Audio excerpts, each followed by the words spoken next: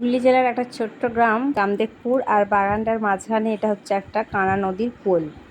সেই পোলে দেখো আজ অনেক অনেক জল যাচ্ছে, তার কারণে আমাদের গ্রামটা আর ডুবতে আর কিছুক্ষণ বাকি। দেখো শুধু কি অবস্থা। আই বাবুদের স্কুল, আর এইখানে জল। বাপির ওপর জমিটা দেখা, তুমি একটু জলটা কি করে দেখাবো। এই যে জল এসে গেছে, নদীর জল এইখানে। সব ধান জমি, নিচের জমি পুরো ডুবে গেছে। নিচের ধান জমি পুরো ডুবে চাপা পড়ে গেছে, আর এইগুলোয় হালকা জল ডুবে গেছে। মানে বাপি পটল জমি আছে, সব জলে জল। যে মেশিন রাখো ওপরটা তুলে দিই, তুললু নি জানো, আর ভিজে গেছে তো মেশিন ডুবে গেছে।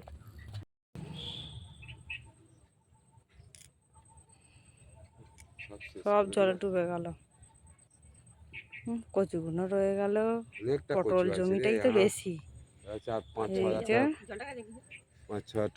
এইখান থেকে এত জল, এই যে জল, এইসব কচুগুলো আমি ভেসে উঠেছে দেখো। হ্যাঁ ওইদিকে পালাচ্ছে তো।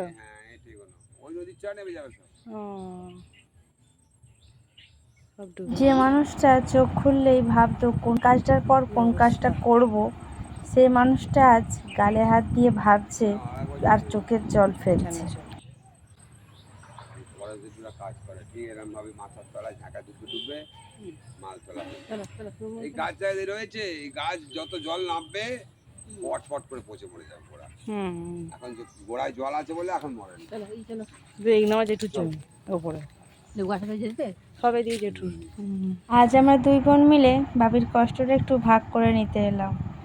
আমাদের কপালে যেটুকু ছিল সেটুকুই তো হবে বলো, এর তো কিচ্ছু করার নেই আমাদের।